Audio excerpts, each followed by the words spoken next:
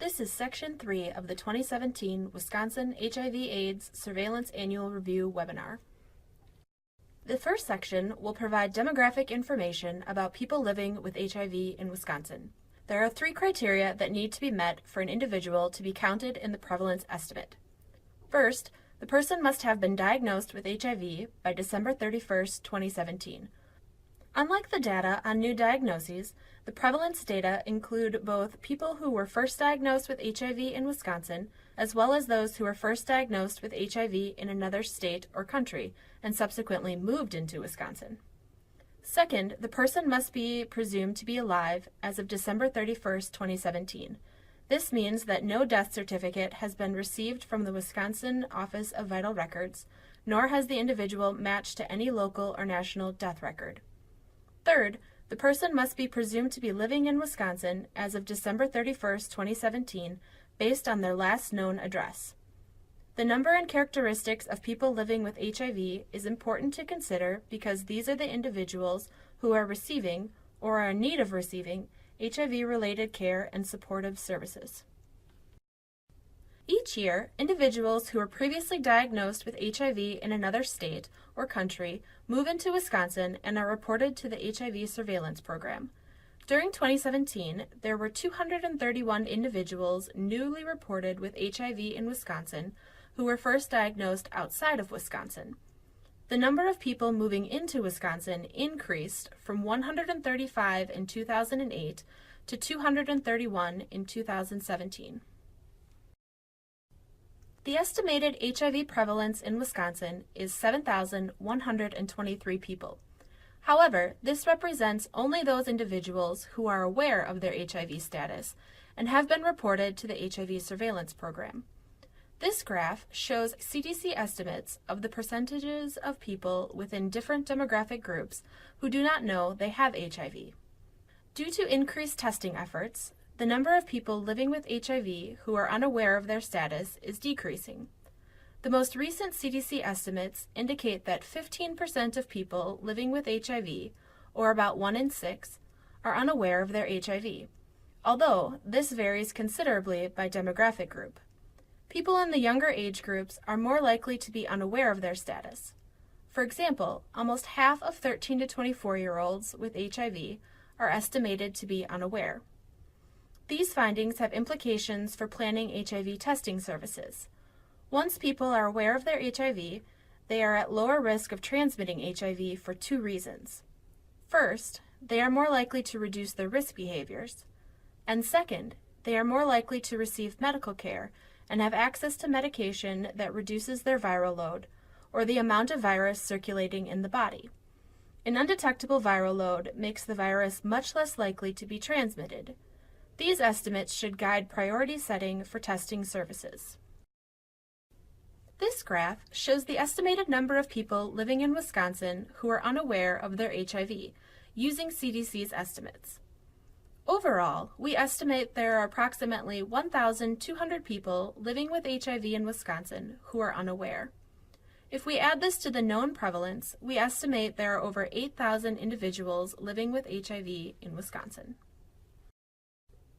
This graph compares the age of individuals newly diagnosed with HIV during 2017, shown as the blue bars, to the current age of people living with HIV, shown as the blue line. Among 2017 diagnoses, 61% were under the age of 30, and just 39% were ages 30 and older. In contrast, over half of people living with HIV are ages 50 and older, and just 11% are under age 30. Thus, services for people living with HIV need to address health conditions of aging in addition to HIV infection, while prevention efforts need to target particularly the younger age groups. Disparities in HIV prevalence occur both between demographic groups, shown here as the larger impact HIV has on gay and bisexual males compared to other risk groups, and by race ethnicity within each demographic group. Within each risk group, Black individuals are more likely to be living with HIV than individuals of other racial and ethnic groups. 1 in 3 Black MSM ages 15 to 59 is estimated to be living with HIV in Wisconsin, compared to 10% of Hispanic and 4% of white MSM. Among heterosexual males and females, an estimated 0.4% of non-MSM Black males and 1.3% of Black females is estimated to be living with HIV. This is a map of all Wisconsin counties showing the number of people estimated to be living with HIV in each county. The darker blue counties have more people living with HIV. Nearly half, 47%, of all individuals living with HIV in Wisconsin currently reside in Milwaukee County, 12% live in Dane County, and 4% each live in Racine, Kenosha, and Brown counties. The next 3 slides will provide information on deaths among people living with HIV in Wisconsin. Deaths due to any cause are included, not just those due to HIV or AIDS.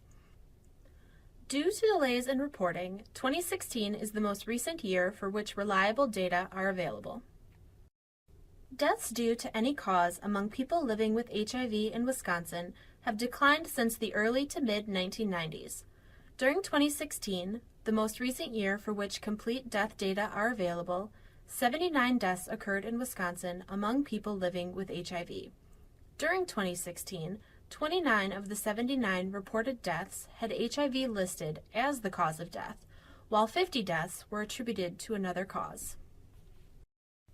The median age at death of people living with HIV who died in Wisconsin has increased steadily, both for those with and without HIV listed as the cause of death. The median age at death among individuals whose death was attributed to HIV, age 55, has generally been younger than those who died from other causes, age 56.5. The next 2 slides will describe health outcomes among people living with HIV. This graph depicts timely linkage among individuals diagnosed with HIV in Wisconsin during 2017. Of the 7,123 people living with HIV, 88% had evidence of linkage to care within 3 months of diagnosis. 53% of people living with HIV in Wisconsin were retained in care, based on laboratory data as a proxy for medical care. Retention was defined as 2 or more medical visits, at least 3 months apart, during 2017. This definition may underestimate retention in care, as individuals who are medically stable or who are uninsured may receive care only once per year. The next slide provides information on STI co-infections. During 2017, there were 547 diagnoses of an STI among individuals living with HIV. Individuals may be duplicated if they had more than one STI diagnosis during the year. There were 126 syphilis diagnoses, 190 gonorrhea diagnoses, and 231 chlamydia diagnoses. Syphilis diagnoses among PLWH have almost doubled, while gonorrhea and chlamydia diagnoses have more than doubled. Identifying sexually transmitted infections among people living with HIV is important for identifying undiagnosed HIV, testing named partners for HIV in addition to STIs, offering eligible partners pre-exposure prophylaxis (PrEP) for preventing HIV, and relinking out-of-care individuals back into HIV care. This ends Section 3 of the webinar.